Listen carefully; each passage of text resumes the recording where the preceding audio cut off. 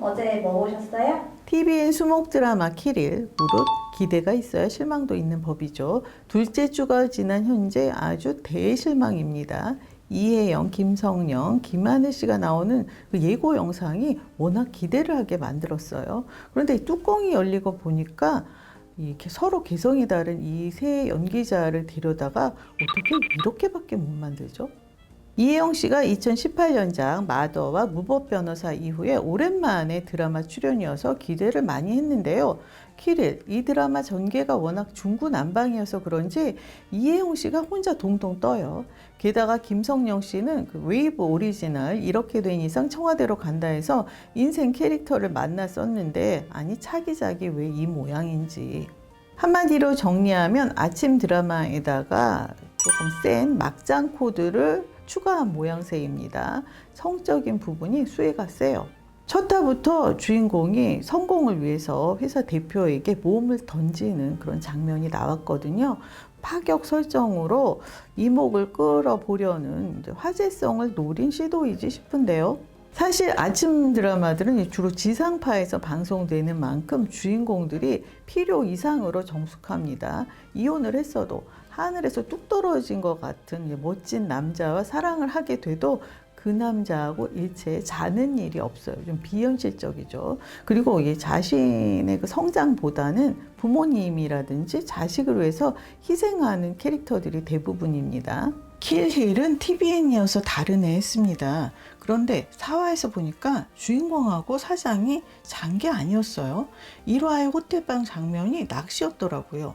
포옹씬, 이거 다 상상이었던 모양이에요. 같이 호텔방에 있긴 했지만 별일 없이 돌아왔다는 거예요. 그럼에도 사장이 순애보적인 자세로 우연을 마치 여왕마마 모시듯이 떠받들더라고요. 단문 한 줄에도 감격해하고 꼬박꼬박 존댓말까지 써가면서 당연히 물심양면으로 밀어줍니다. 꿈을 이뤄보라며 다른 남자의 도움으로 성공가도를 달리게 된다. 이거 아침 일일 드라마 작법 그대로죠? 아침 드라마들 주로 패션이나 식품 회사들이 배경인데 이는 PPL 때문이겠죠. 따라서 등산복이나 골프웨어, 만두라든지 치킨, 베이커리, 김치가 매일매일 등장합니다. 키릴의 배경은 홈쇼핑이에요. 이혜영 씨가 맡은 김호라는 홈쇼핑 전무이고 김하늘 씨가 맡은 우연과 김성령 씨가 맡은 배옥선은 쇼호스트이고요.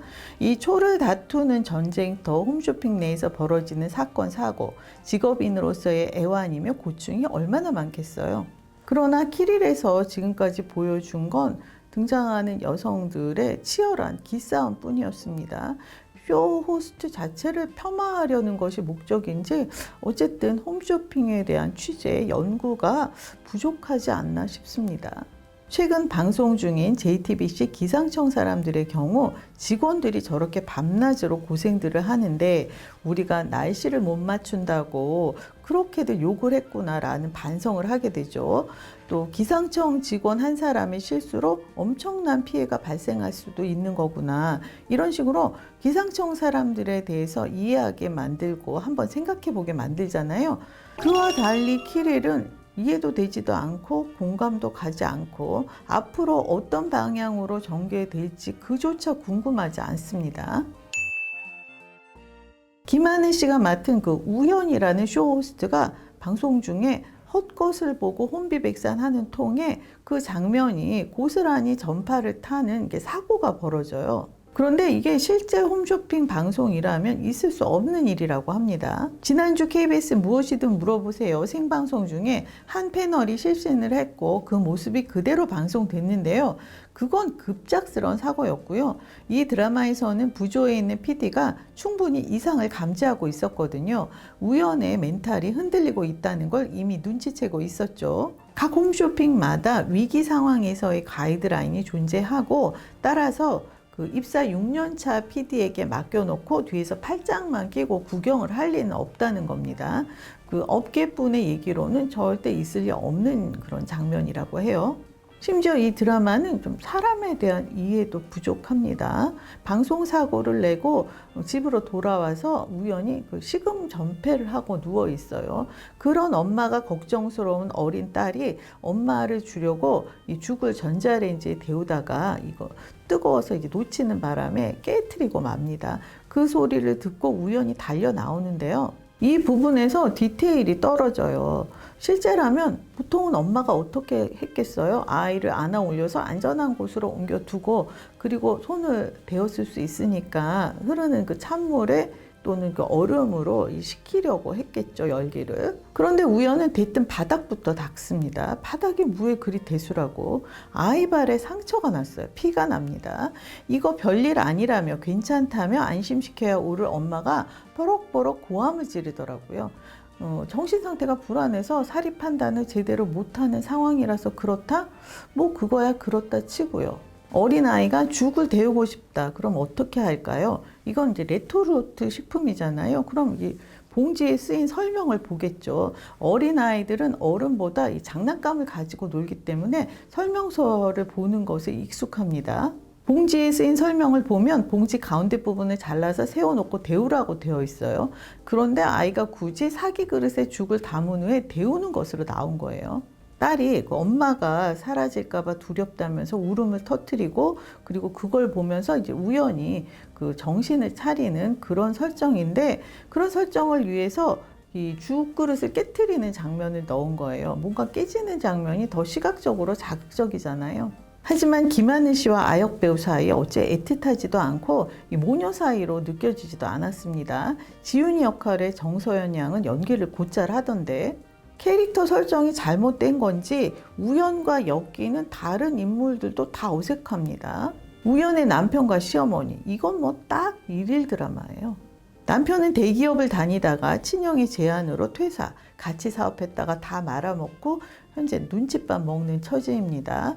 하지만 우유부단이 병이지 나쁜 사람은 아니더라고요, 지금까지는. 그런데 염치 없는 시어머니가 자꾸 형의 사업 자금을 보태달라고 찾아옵니다. 이번에는 3천만 원을 요구해요. 우연히 지긋지긋하다면서 거절하자 시어머니가 냅다 따귀를 때리더라고요. 아니, 며느리가 악다구니 한번 썼다고 시어머니가 따귀를 때릴 수 있나요? 아니, 그 시어머니는 간이 배 밖으로 나왔답니까? 이게 다 그 우연히 그 몸을 던져서라도 이 바닥에서 꼭 성공을 하고 말겠다는 이제 다짐을 하기 위한 그 합리화를 위한 장치겠죠. 하지만 상황이 너무 과합니다. 뿐만 아니라 우연은 직장 내에서도 쌈딱 모양으로 모든 사람과 부딪힙니다. 스타일리스트, 뭐 헤어 메이크업 담당자, PD들에게도 고마워할 줄 모르는 인물로 나와요. 심지어 그 어려운 김호란 전무에게도 할 말 못할 말을 쏟아붓습니다. 왜 배옥선만 밀어줬느냐, 편애했느냐, 나를 세워 항의를 하더라고요. 마치 딸이 엄마에게 왜 언니만 예뻐하느냐, 왜 언니에게 기회를 주느냐 투정을 부리는 것 같아요. 아니, 퇴사할 심산이 아닌 다음에야 쇼호스트가 전무에게 그런 식으로 해댈 수 있을까요? 소규모 회사도 아니잖아요. 패션 뷰티 부문에서 업계 1위인 홈쇼핑이라고 하던데 사마가 시작하기도 전에 속속 뜨는 홍보기사 실소를 금할 수 없었습니다. 방송은 10시 반에 시작하는데 홍보기사는 10시 2분에 올라왔어요. 카메라 너머의 생생한 홈쇼핑 세계는 다이내믹한 재미를 더했다. 리얼리티의 방점을 찍은 것은 입체적인 캐릭터들이었다. 칭찬이 늘어집니다. 홈쇼핑 세계의 다이나믹한 재미라. 아니, 자기들끼리 쌈박질만 하는데 그게 다이나믹한 재미인가요? 그리고 입체적인 캐릭터는 어디 있는 거죠? 누가 입체적인 캐릭터죠? 입체적이기는커녕 비호감 캐릭터만 즐비합니다. 줄곧 분수 모르고 설쳐대는 쇼호스트 은나라. 태국 재벌과 결혼해서 호화롭게 잘 산다는 신유아 씨는 왜 여기 와서 저런 역할을 맡았는지 모르겠어요. 부도덕한 사장 이현욱은 물론이고 그런 남편을 단속하느라 시도 때도 없이 전화를 해대는 사장의 사모 신혜. 오너리스크로 세간에 오르내리는 재벌들의 행태 그대로더라고요. 한수연 씨가 맡았는데요. 한수연 씨가 아깝습니다. 분명 여성 중심의 드라마인데 TVN 검색어를 입력하세요. www나 JTBC 멜로거 체질, 또 최근작 TVN 술꾼도시 여자들보다 한참 뒤로 후퇴했습니다. 아니 이건 복고 드라마도 아니고 무슨 생각에서 여성을 이따위로 그리고 있는 건지 모르겠어요. 특히 이혜영 씨 영화 악마는 프라다를 입는다의 그 미란다 같은 역이 제격인 연기자에게 왜 이런 시련을 안겨주나요? 그런데 가만 보니까 이혜영 씨는 그 반사판을 최소화하고 이 드라마를 찍고 있는 것 같아요. 요즘 드라마나 예능을 보면 그 반사판이나 또 그 보정이 지나쳐서 뿌연히 표정이 잘 잡히지 않는 경우들이 있는데 이 드라마 속 이혜영 씨의 표정은 생생하게 잘 살아 있습니다. 현재 이혜영 씨를 보는 재미로 이 드라마를 시청하고 계신 분들이 많으실 거예요. 그런데 그게 언제까지일까요? 부디 아까 기사대로 다음 주에는 그 홈쇼핑계의 그 다이나믹한 재미, 그 입체적인 캐릭터를 꼭 만날 수 있게 되기를 바랍니다.